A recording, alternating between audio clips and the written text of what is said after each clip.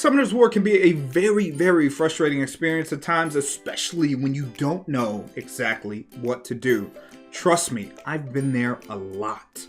So in today's guide, we are going to teach you how to absolutely crush Giant Speed 10 using your very own team. For the purpose of this guide, we are going to focus on wind, light, dark, and water units, especially since we're building a team for Giant Speed 10 whose element is water. And since fire is weak against water, fire just won't be included in this guide.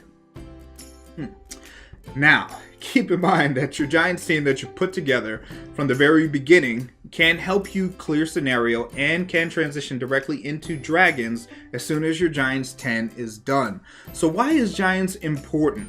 Well, things like Despair Runes, which dramatically increase your success rate in the Trial of Ascension. Which, well, of course, everybody loves free legendary scrolls, so you can keep chasing that lightning. Swift Runes responsible for ensuring you have the fastest units in town when you're ready for Arena. Fatal Runes to start squaring away your basic attack builds and start dealing that damage that you really would like to see. Giants overall is your first step to success in Summoner's War. Not to mention, most of the content in the game can be completed using drops from Giants alone. So let's get started. So just like a carpenter needs tools to work with wood, you'll need tools to complete Giants. The first tool you'll need is a buffer, someone who increases your monster's power in combat. Some great examples of this are Shannon the Wind Pixie or Megan the Water Mystic Witch.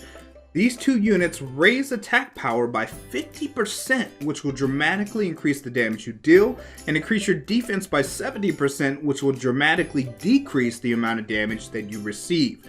This is very important, especially early on, since your runes typically are not of the Rockstar variety. Now, runes for these units typically include Swift Energy and or Focus as the offset, Despair Energy and or Focus for Shannon.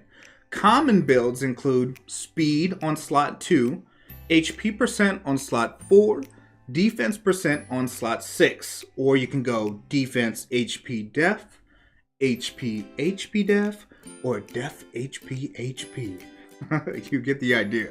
So with an overall stat goal of 15 to 20k HP and 800 defense, substats are going to be the co-stars that will get you to those stat threshold. Now the stats underneath the main stat are your substats. And in order of importance, the substats you'll be looking for while rune hunting for your buffers are going to be HP, defense, speed, accuracy, and resistance. Now most of these stats you're going to be looking for are percents unless it's speed, which is always going to be a flat stat, but percentages are always what you're going to be looking for in substats. So next up, guys, you'll definitely need a healer. Pay attention because this is very important.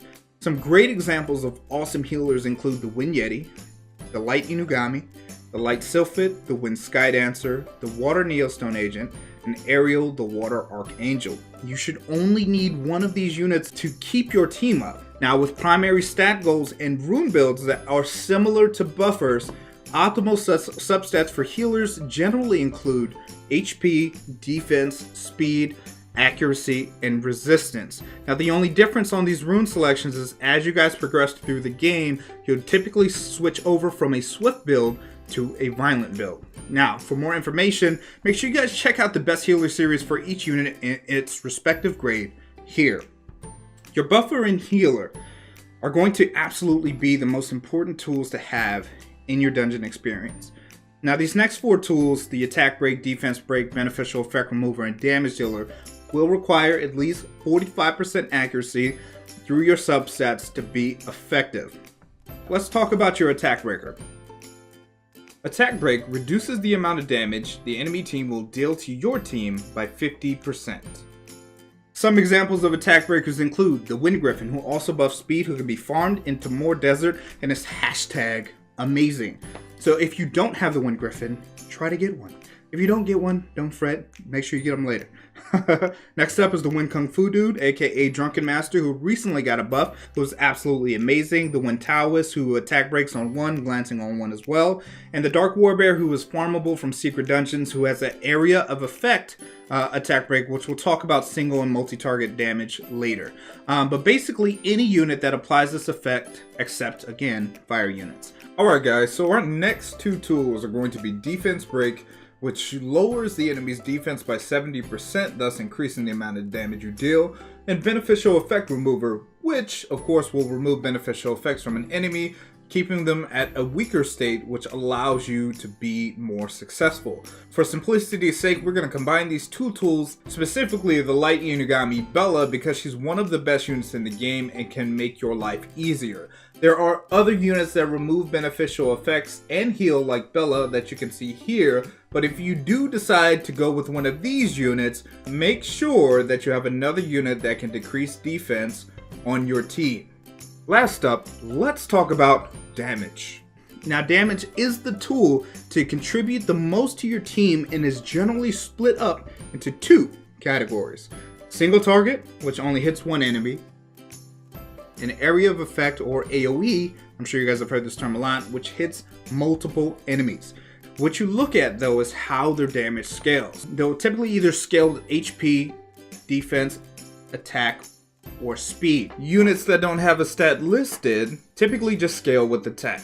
Let's look at a sample progression chart. As you guys can see on the chart, the first line is for starter runes. As your runes get better, you'll move to line 2. Once your crit rate through your substats, remember the stats underneath the main stats, is over 60%, then you'll move to line 3. This will take some time, so don't fret. It does give you something to work towards. With a stat goal of 12 to 15,000 HP and a 6 to 800 defense, 60% plus crit rate, and as much crit damage as possible, starter runes will include Fatal, Swift, Violent, or Rage, and Energy, Blade, or Focus for your offset. The primary substats you're going to be looking for in these units include attack, defense, and HP according to whatever unit you're building, crit rate, crit damage, speed, HP, and accuracy. Now the reason why I listed HP, even though HP is at the top accordingly, is because no matter what unit you're building, you'll want to have HP. So to sum it all up, in the TLDR or TLDW version, you're going to look for 15 to 20k HP on all support units, healers and buffers included. 12 to 17k HP on all attack and defense type or damage type units. For HP damage, you'll want as much HP as you can. 30k, 40k, 50k, 5000k, whatever. 800 defense minimum on all units. Defense type damage dealers should have more. You're shooting for, 1500 defense, 2000 defense. 45% accuracy on all units that need to land effects. Remove beneficial effects, attack break, defense break, etc. Get a buffer, Shannon Megan. Find a healer. Make sure you include attack break, death break, beneficial effect.